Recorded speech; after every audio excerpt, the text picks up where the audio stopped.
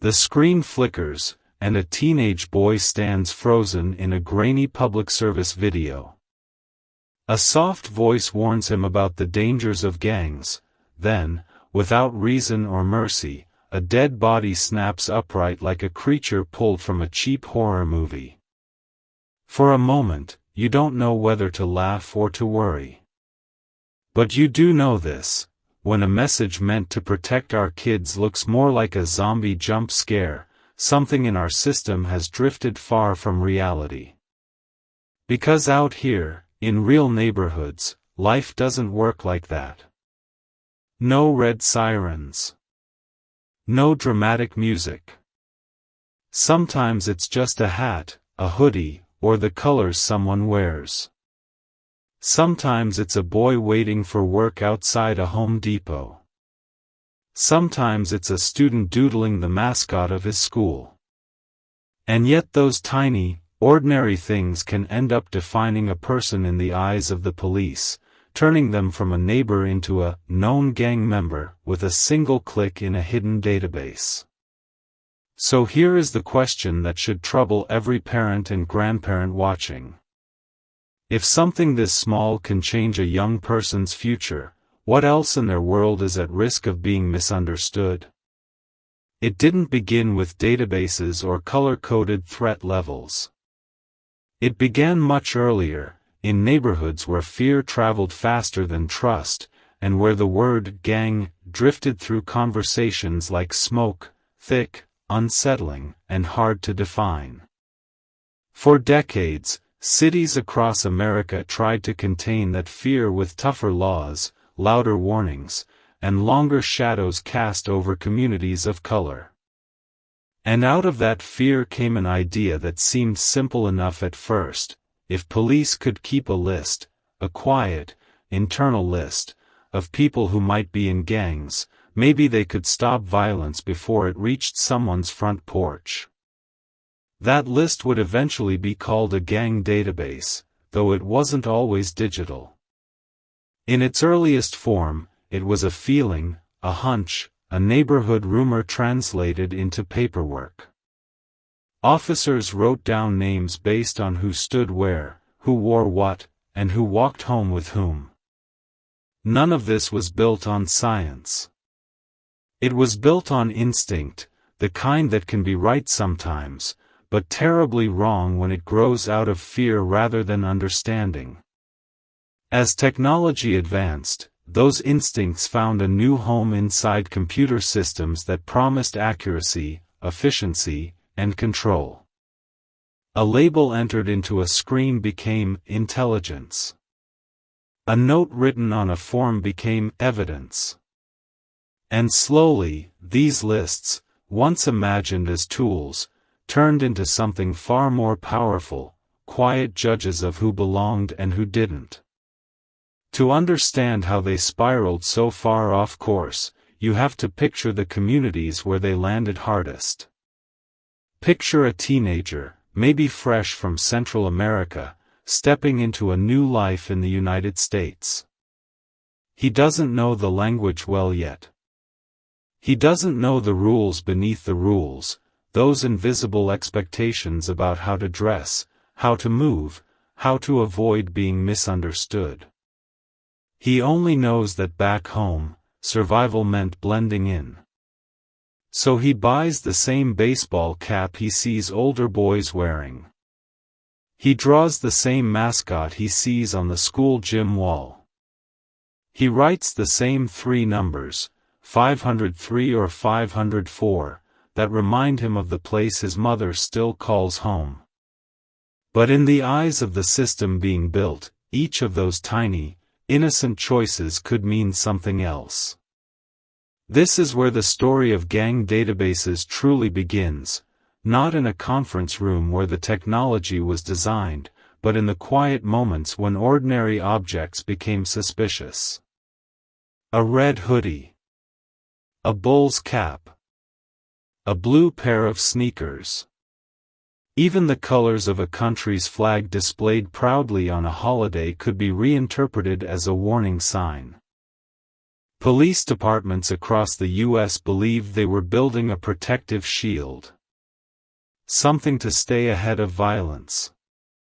Something to help them understand the streets. But as the rules expanded, their definitions stretched thinner and thinner.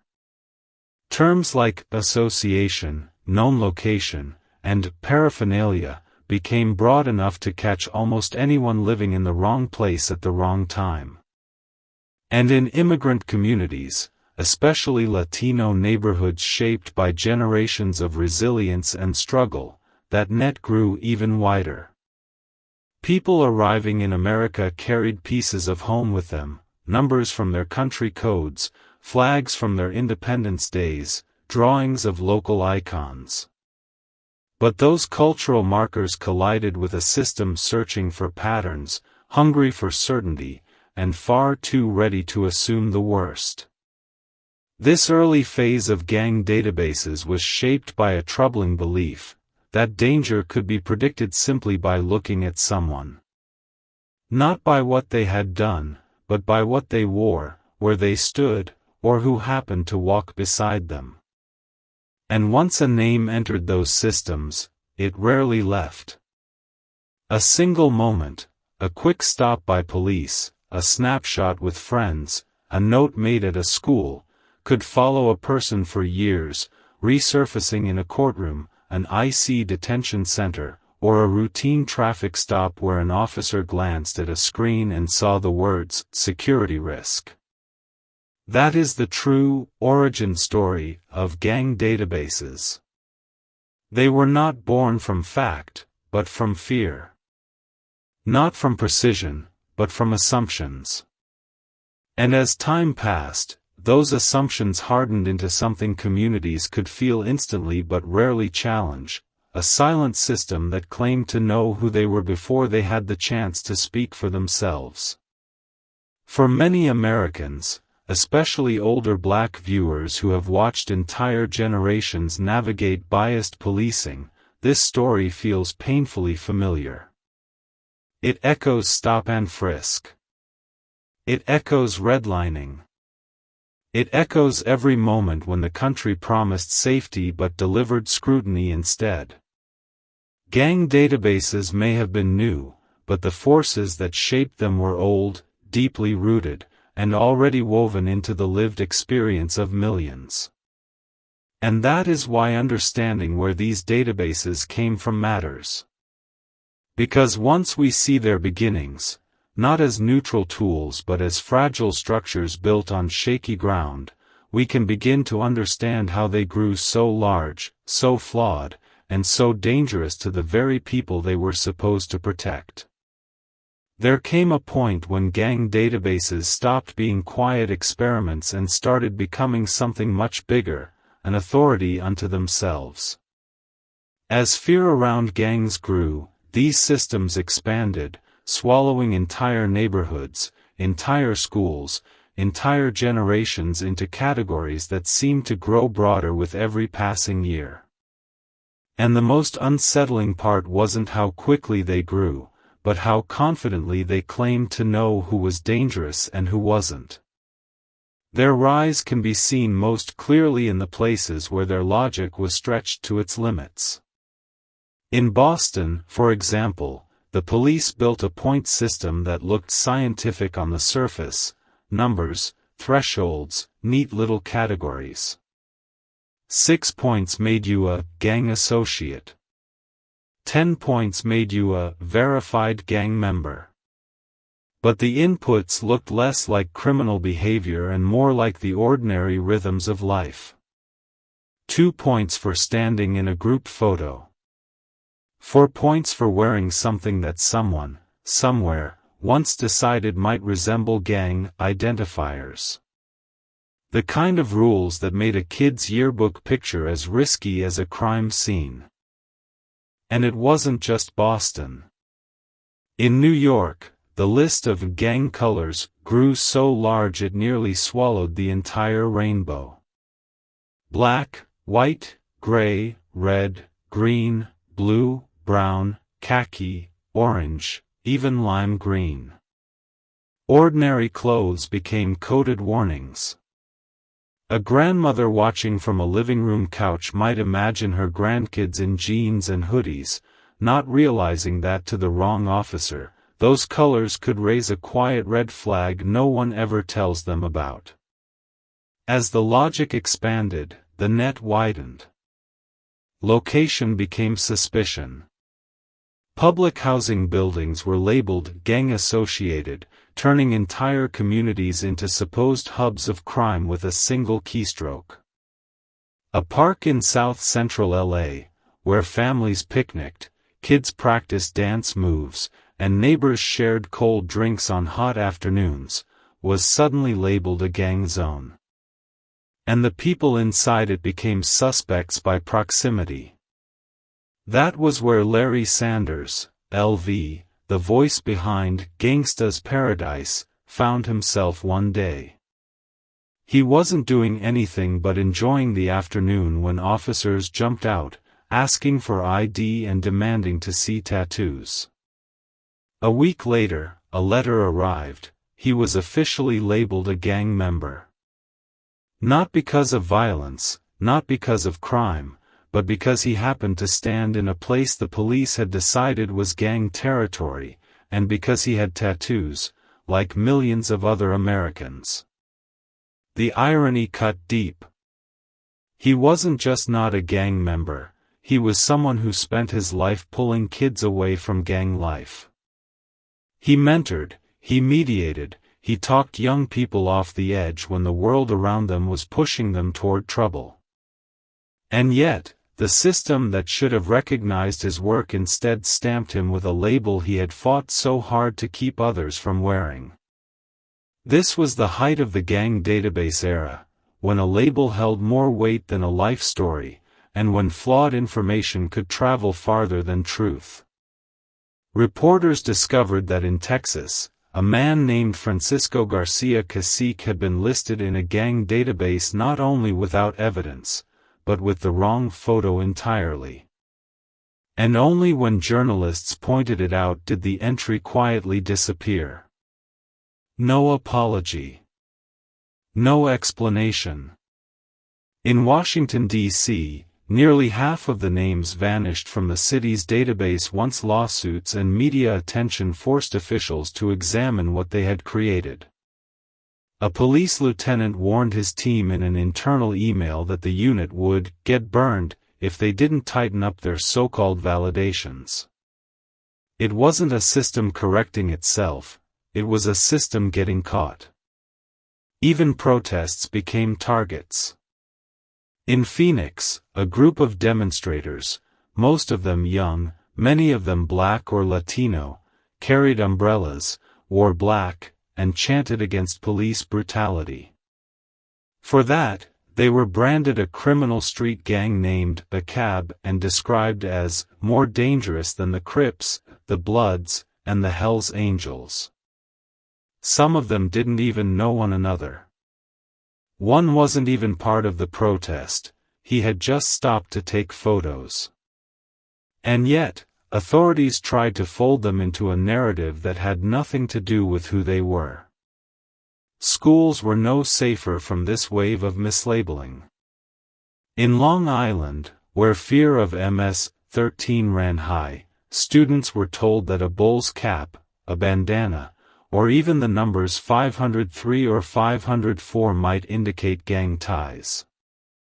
One teacher recalled stopping a security guard from reporting students who wore the Salvadoran flag, because it was their Independence Day.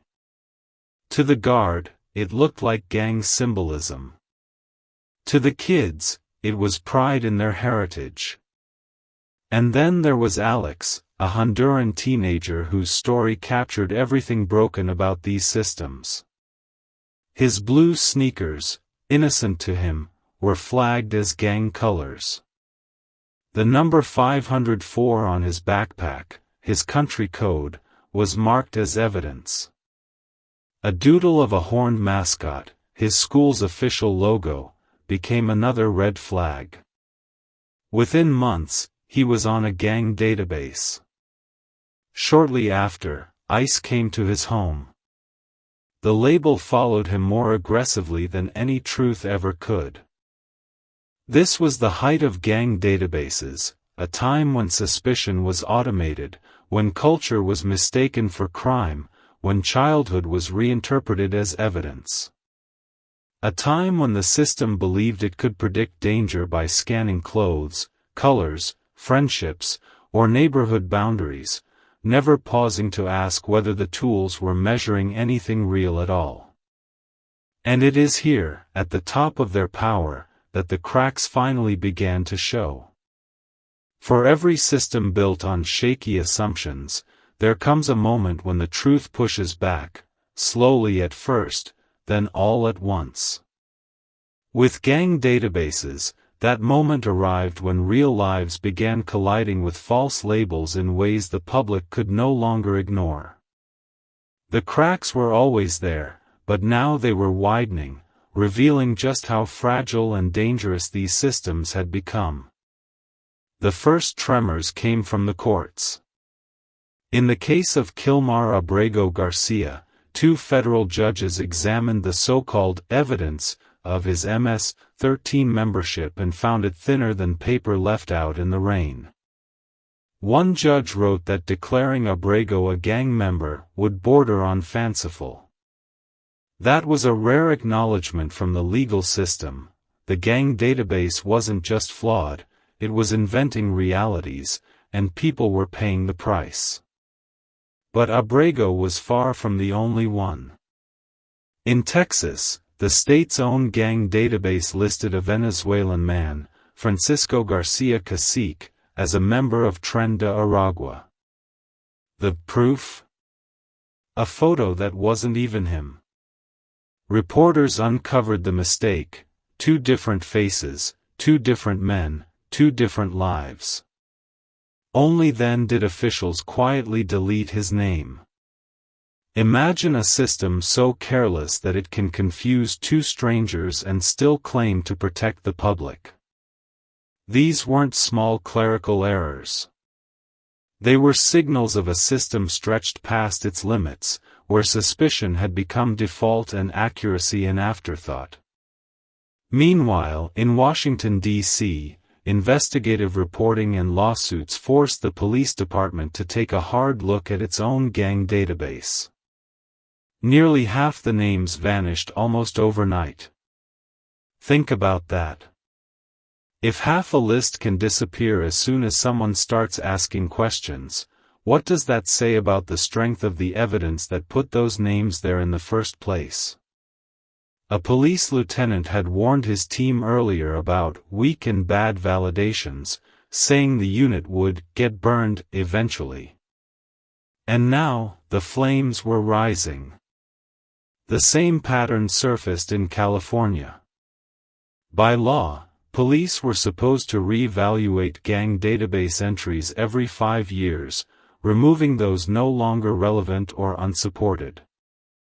But when the first in-depth audit came, it revealed names that should have been purged long ago: men who had moved away, kids who had grown up and changed course, people who had never belonged there to begin with.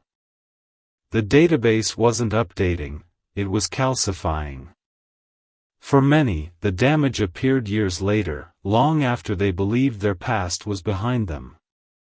Victor Dempsey, once involved in a gang as a teenager, left that life more than a decade ago. He rebuilt. He worked. He moved forward. But during a routine traffic stop, the officer's screen lit up with a mugshot from his youth and a label that read, "Security Risk." Dempsey had no idea he was still on the database, until he caught a glimpse of the monitor. One look. One word. That was all it took to remind him that the system had never truly let him go. This is what decay looks like in a system that pretends to know people better than they know themselves. It's not dramatic. It doesn't shout. It creeps. One mislabeled name. One outdated file. One profile built on the wrong photo. And each mistake lands hardest on the same communities: Black families, Latino immigrants, young people navigating a world that often misunderstands the symbols of their culture. Then came the moment that revealed just how far the logic had drifted: the Phoenix arrests. 17 protesters, many simply wearing black, some carrying umbrellas, one just taking photos, were charged as a criminal street gang called ACAB. A police sergeant even told a grand jury they were more dangerous than the Crips, the Bloods, and the Hells Angels.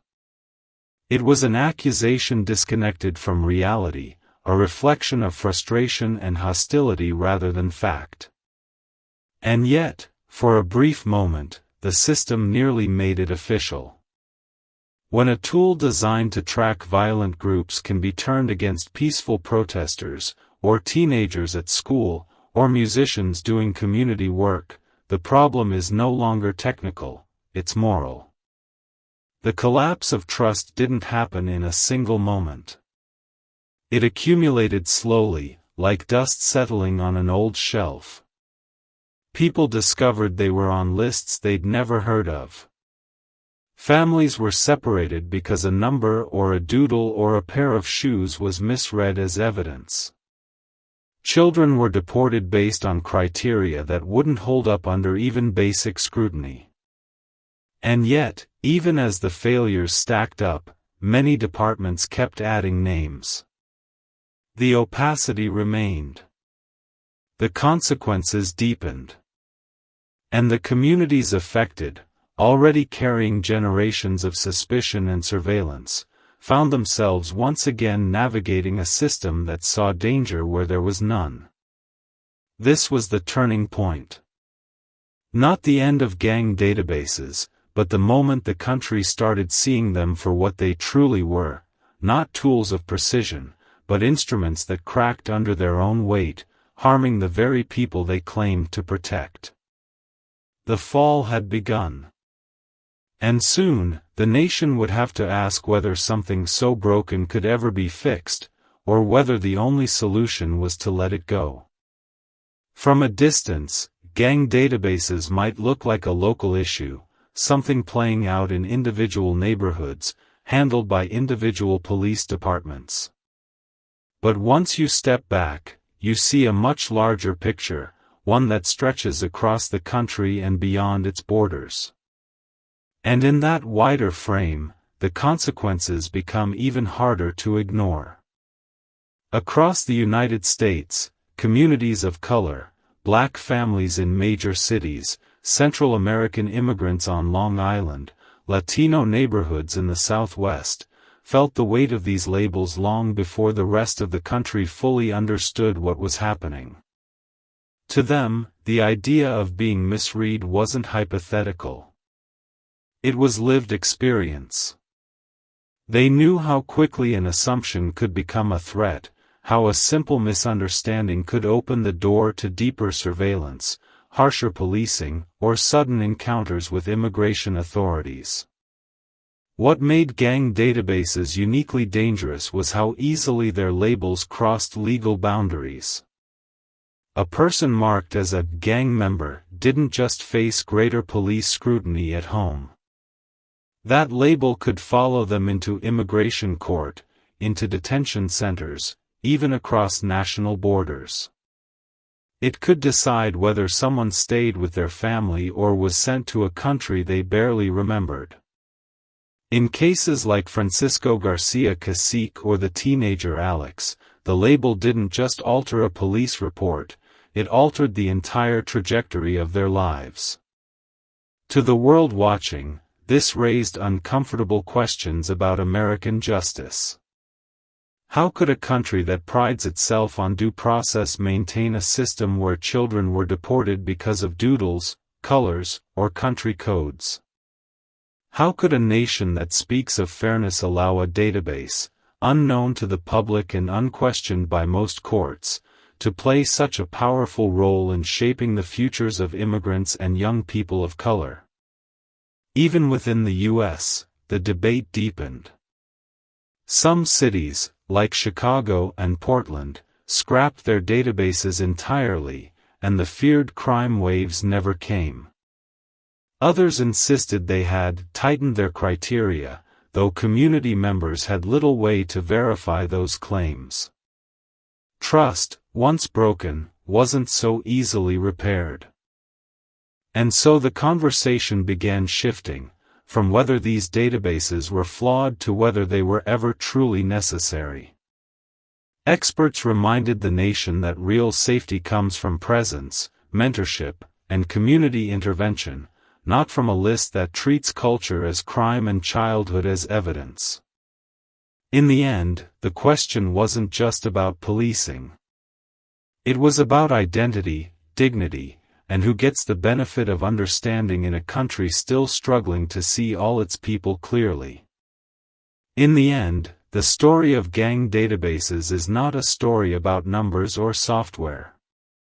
It is a story about people, kids trying to fit in, workers searching for a day's pay, families carrying their culture through unfamiliar streets. It is a story about how quickly a label, once printed quietly into a police system, can echo loudly through someone's entire life.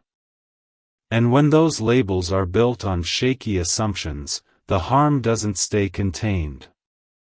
It spreads, to neighborhoods, to schools, to immigration courts, to the very idea of justice itself. The truth is simple: a database cannot know a person's heart.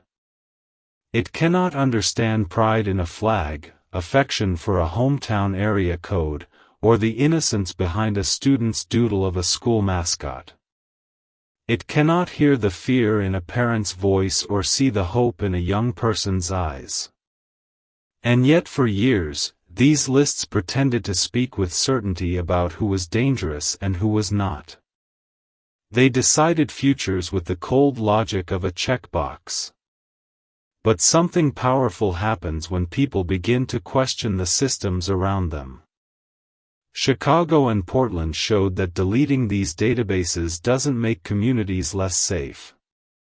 If anything, it clears the path for real solutions: neighbors guiding young people, intervention workers stepping into conflicts before they ignite, families being treated as human beings instead of entries in a file.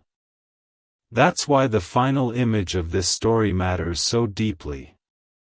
LV, once labeled a gang member simply for being present in the wrong park, once mistaken for the very thing he worked to prevent, standing on stage, singing the words that have carried decades of truth, that the ones we hurt are you and me.